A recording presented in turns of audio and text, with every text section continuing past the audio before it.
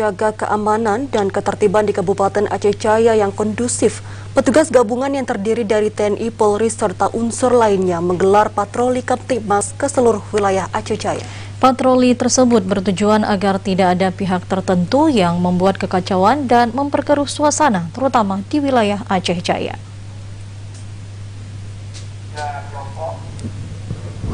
Saat patroli gabungan berlangsung, Kapolres bersama Dandim dan pemerintah Aceh Jaya juga ikut hadir memantau bersama. Selain melakukan pengecekan, petugas juga saat itu juga melakukan silaturahmi dengan unsur petinggi KPA yang dikunjunginya. Hal itu seperti terpantau di kantor KPA Kecamatan Pasiraya.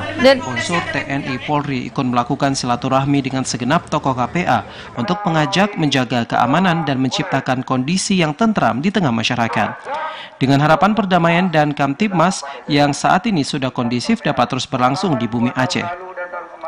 Salah satu tokoh KPA Pasiraya, Zulfikri, mengatakan pihak KPA menyambut baik atas kunjungan pihak pemerintah dan unsur TNI Polri dalam kegiatan persiapan kanduri dan doa bersama yang dilakukan oleh pihak KPA dan masyarakat Pasiraya. Kita juga tidak melakukan hal-hal yang memang di luar keterbatasan, di luar larangan, tapi dengan kehadiran teman-teman dari kabupaten ke sini, para pihak, ini kan membuat semangat kita semangat baru.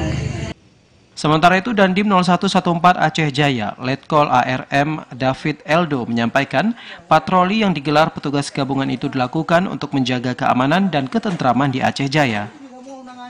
Kegiatan ini kalau memang dari pihak KPA menyampaikan untuk mengenang arwah para pendahulu dan dilaksanakan dengan kegiatan-kegiatan positif bakti sosial ke masyarakat, itu sangat kita dukung. Namun yang kita antisipasi adalah dimanfaatkan oleh oknum-oknum yang masih ingin mengacaukan keamanan sehingga akan menghambat peningkatan ekonomi dan kesejahteraan masyarakat. Dandim mengajak seluruh pihak untuk bersama-sama menjaga kondisi yang sudah kondusif untuk masa depan Aceh yang lebih maju. Dari Aceh Jaya, Musliadi, TVRI melaporkan.